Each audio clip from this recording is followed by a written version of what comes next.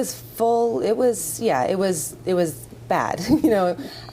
In addition to fondling, and he would also do things sometimes when other people were around, under blankets, and so it was very unsettling, but not frightening. It's like I was never scared for my safety. I was just very confused. And that confusion lasted well into your teens and Absolutely. even early young womanhood there. We have an expert with us here to kind of give us a clinical explanation of how and why this kind of thing happens. Kara Tripodi is a licensed clinical social worker and the executive director of the STAR program, which provides professional, caring, and confidential treatment for sexually related disorders to individuals and their partners.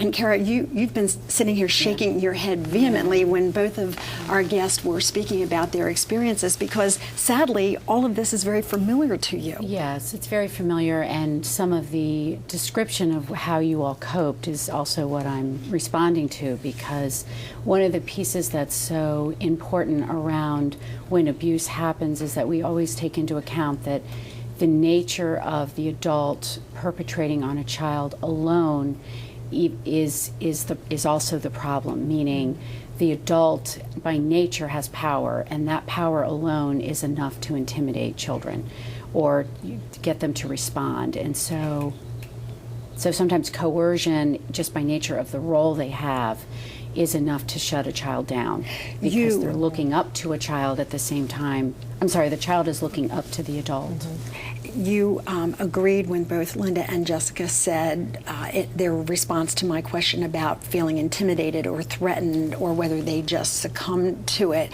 They really didn't know. They instinctively knew something wasn't right, but they didn't know what to do about it. Is that common? Well, and yes, and the reason why it's also common is because one of the pieces that's so damaging about abuse of minors is children are developing sexually, emotionally, relationally, and when you have abuses done to them, like the way you two have described, you have really interfered with the developmental stages that are so critical for defining who we are as people. So confusion and not being able to make sense of what's going on contributes to shutting down and not being able to activate and get the help, even to be able to say no to the perpetrator.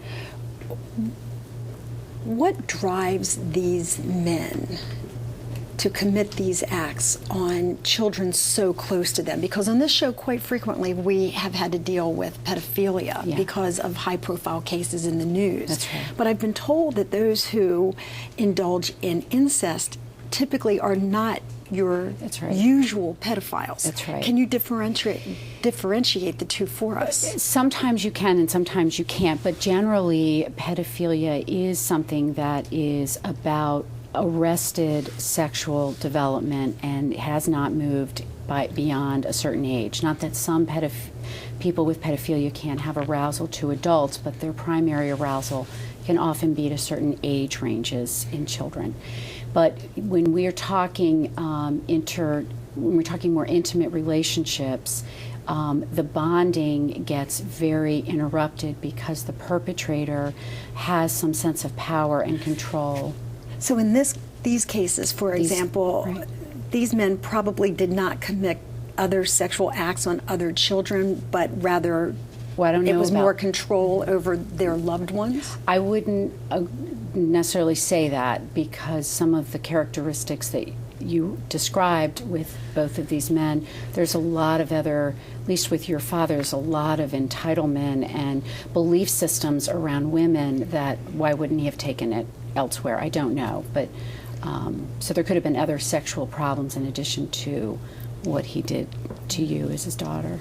All right, on that note, we have to take a short break, but we are going to continue here, not only giving you information about this topic, but also we want to share the story of recovery, because while as horrific as this has been for these two young women, they have moved forward, and they're doing more to help other victims move forward.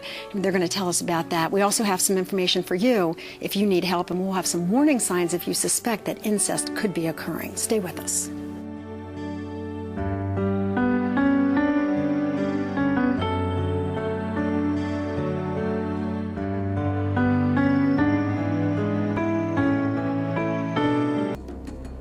Transportation for It's Your Call guests provided by Preferred Car and Limousine.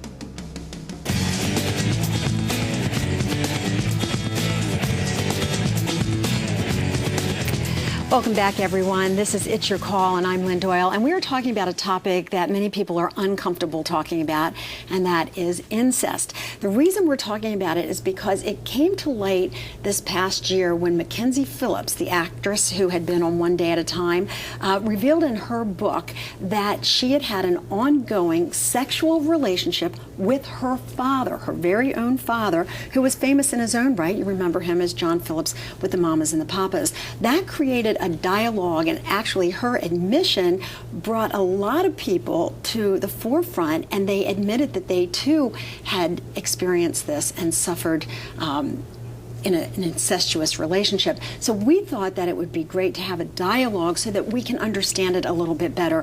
I am very grateful to my two guests who are joining me, Linda and Jessica, who are sharing their personal stories, not only of being victims of incest, but I'm very happy to tell you that they are survivors of and are recovering from it as well.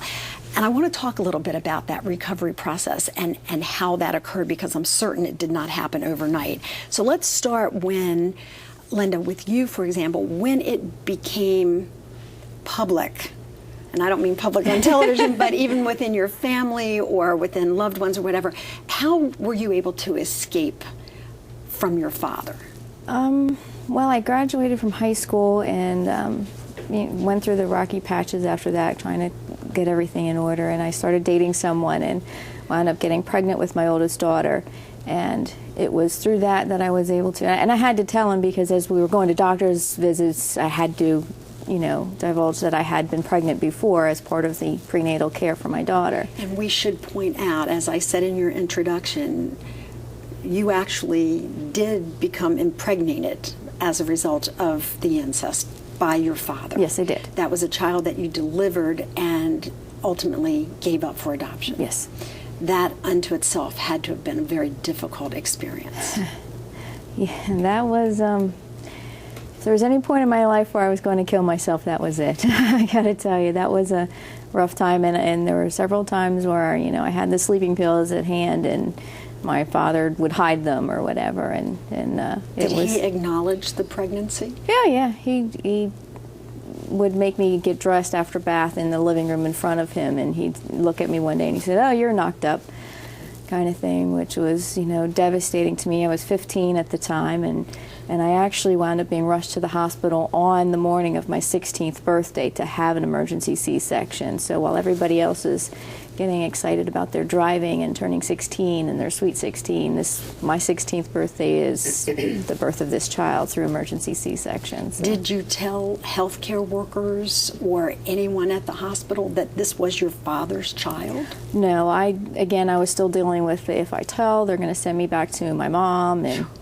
and I had a brother who was 10 years younger than me who strangely enough was giving me little bits of strength that I needed to pull myself through this. It sounds so odd. No, but not at all. We grasp onto whatever we can to help us survive, and it sounds like that's exactly what you did. And it was, and I did. I tried to hold on for him. I had to stay together for him and, be strong. And so you're pregnant now a second time at 18. You have to acknowledge that you had been pregnant